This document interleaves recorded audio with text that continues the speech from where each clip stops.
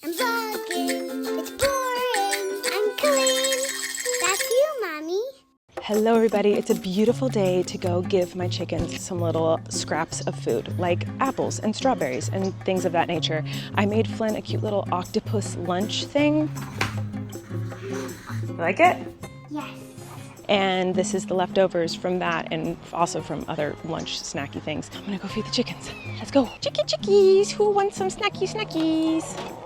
Hello, hello. You guys want some worms? Shoo. Please don't get locked in. Oh, thank God. Oh my God, this freaking thing always locks me in. Last time I filmed myself going into the chicken. Ooh, that is beautiful. Never noticed that tree before. Oh my gosh. The last time I filmed myself going in the chicken coop, I got locked inside and there were comments were like, how did you get locked inside the chicken coop? It's because there's like a latch hook thing that is outside of the chicken coop and then there's a string from the inside to pull it, to get it open. Rachel made the chicken coop and it's a way to do it so that like other critters can't get in or out or something, because there's a lot of really smart critters that can figure out how to get into chicken coops and we don't want that. Anyway, this tree above me is so pretty. It's like blooming these like bright red flowers. I don't know what kind of tree this is, but it's so pretty. And it's full of finches and hummingbirds. It's so pretty. Wait, oh my gosh, am I gonna become a bird woman? Do I love birds now? I mean, I like birds, but like, this is so cool. This tree is full of the prettiest birds. Oh my goodness. What is this tree? I'm sure the comments are all gonna tell me how dumb I am and tell me what it is. Wow, look at those pretty little finches. Oh, there's lots of bees too. I wonder if I can get any on camera. Let me try.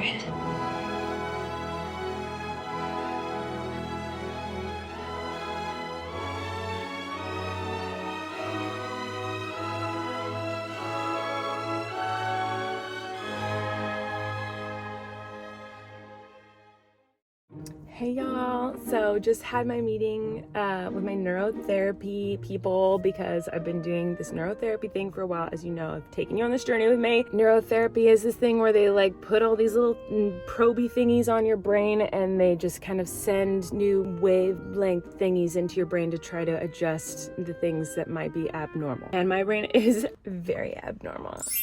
I've been getting it for a while now, a couple months. I started in December, and first we worked on panic, and panic attacks mostly is what we focused on, and that pretty much got resolved. I have like the beginnings of panic attacks, but I don't follow through, so that's exciting, I guess. So then we started working on my anxiety and trying to get me to be able to get to a calm state of mind. My brain is the type of brain that just doesn't know how to be calm. So we redid the brain mapping, and it looks as though it's not better. I guess my stress and anxiety is worse than it was before, which is so cute. But we are looking at the positives these days. So the positive is, that means that I love to, what's the positive? The positives are that my brain is so strong that it defies machinery that is meant to help brains. My brain's so strong that it can't even help it. That's the positive. I'm trying to think of other positives. I'm having a hard time. Let me think here. How about, okay, let's look at what the definition of anxiety and stress is. Okay, hold on. Okay, so I should not have Googled that, but we're being positive. It was good because now I know to not really Google all of the things that stress and anxiety can do to you. So now I know that, but the positive is if someone is upset or sad or if there's something I can't fix, it makes me very anxious, and that means that I care a lot about everything all the time. Positives about stress is I have stress because stress, what does it do? I have so much to do all the time and I feel like I can never do it well enough, which means I want to do a good job. I just want to do the best that I can possibly do, and I want to be the best version of myself and do everything right and do everything perfect. If I can't, then I get stressed out. So if I had no stress, that would mean that I wouldn't really care about being a good mom and being a good wife and being a good friend and doing a good job at work and growing my career and my life to be the best version that it can be in this phase of my life. That means I just care a lot, and that's the positive. So yes, I am more anxious and more stressed than I was when I started doing neurotherapy. However, it kind of just means that my brain is really strong and that I care deeply about things. So it's really good. I just had a great session. I couldn't find the seatbelt clicker. There's an axolotl on the pink stairs. Is an axolotl supposed to be there? If you ask an axolotl if he'll be back tomorrow, a penguin waddles in and then the axolotl's gone. There's an axolotl on the lawn chair. Is an axolotl supposed to be there? If you ask an axolotl if he'll be back tomorrow, a penguin waddles in and then the axolotl's gone. We'll see you tomorrow. Yay! All right, kids are asleep, and I'm very excited because I'm about to show you something that's just feels very magical to me. I recently cleaned some shells. I never really take shells from the beach, and sometimes Flynn will bring a shell home. And he recently brought home a wavy turban shell, a wavy turban snail shell. I don't know what it's called. So when you get them at the beach, they look like this. They're like brown and covered in gunkety goops. I recently took one and I scrubbed it in vinegar and water and made it all pretty and shiny. And it was really fun. It was kind of like a test to see if I could make it work, and it worked. And I really loved the outcome. So I went and found a bunch of wavy turban snail shells that I had found a long time ago. I think last year at some point I had tried bleaching these shells to get that brown gunk off. And what that did was it made those shells look like this. So as you can see, this shell still looks kind of gross. It just doesn't have the brown gunk on it now. So I took a couple of these. I soaked them in vinegar and water today and scrubbed them with a wire brush. And now is the fun part. I'm gonna make them pretty, and I want you guys to see it happen. So everything I've read online says to use this mineral oil. I tried this and I feel like this works for a few weeks, but then it just kind of goes away. And it also is like kind of a mess. If you get it on your clothes, it'll stain your clothes. So I wanted to try something crazy, and I don't know how long this will last. Okay, this is a gloss finish acrylic sealer. I don't even really know what this is for. I'm just not realizing my bangs are all pinned up weird. I guess I'm like Snooki circa 2004 right now with my little bump. Oh my God, I'm getting distracted. Why am I talking so much? I just wanted to spray some freaking shells. So that's what we're gonna do. We're gonna go spray shells, and you get to see them go from this crusty looking mess to hopefully shiny and iridescent and pretty. I know I just said I was gonna shut up and show you, but I'm not, because there's one more thing I wanted to say. So they usually come out this like pearly, shiny prettiness, but one of the shells, when I was scrubbing it today, not only does it have that pearly rainbowy color, but it also has like bright bluish teal spots on it, which I thought was kind of cool. So we're gonna go do it now. Oh my God, why did I talk for that long? That was unnecessary. Okay, so this is what they look like right now. I'm gonna spray them and hopefully they're gonna be so pretty. You see what I'm talking about with this little blue spot right there? Here we go.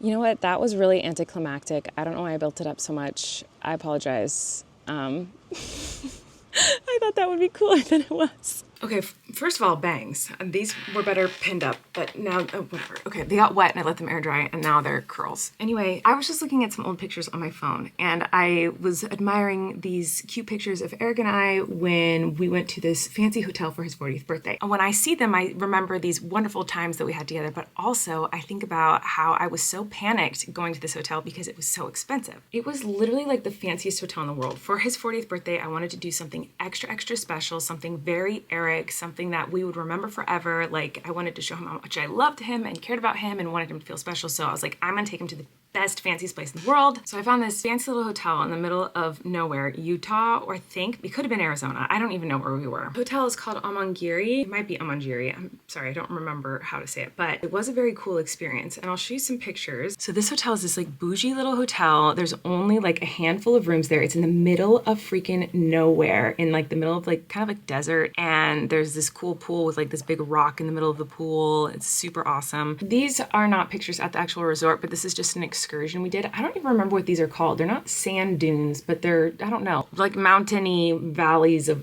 rivers, but no water in them. I don't know. It was really, really cool. And we got to do this like private tour of that. So that was like the best part of the trip, honestly. And it wasn't even at the resort. And actually that show, The White Lotus, is based on these hotels, because there's only a few of these hotels in the world, I think. I could be making all of this up, but I'm pretty sure that it's based on this hotel. We flew into some airport in Arizona, I believe, and then we took a tiny little plane to this private little airport in and someone came and picked us up from the hotel. Like we had our own chauffeur and drove us onto the resort property and walked us straight up. Like it was the most bougie kind of treatment I'd ever received in my life. But the only thing I remember from that trip being like how expensive it was is because I had never spent that kind of money in my life on a hotel. It was truly one of the most insane things I've ever done with my money. The problem is looking at these pictures, I was like, how much money did I spend? And I don't remember how much it cost. So we're gonna go down memory lane and we're gonna watch that experience, and then I'm gonna look up how much I paid for that room. Before I even do this, before I even watch this footage, before I even look up how much it costs, I can already tell you it wasn't worth it. Don't regret the experience, but like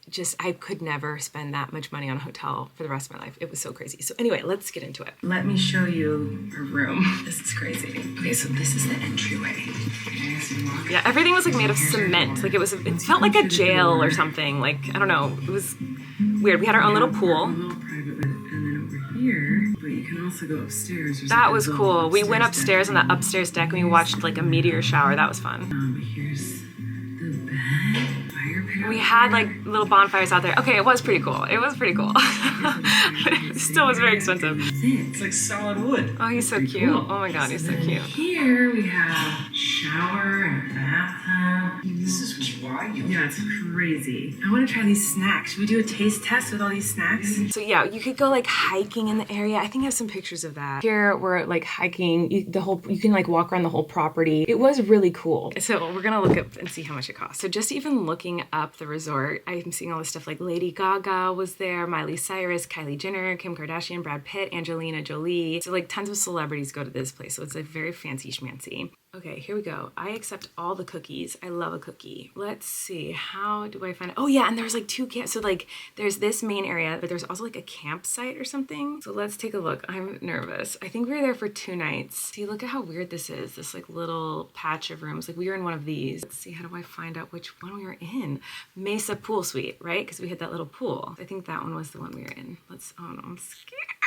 So I went in October, and I know that I went on a Wednesday. Like I purposefully went during the weekdays to like see if it was cheaper. So I'm gonna book a Wednesday, Thursday night in October, and we're gonna see how much it costs. I don't know how much the price has gone up or down since I went, but we're about to find out.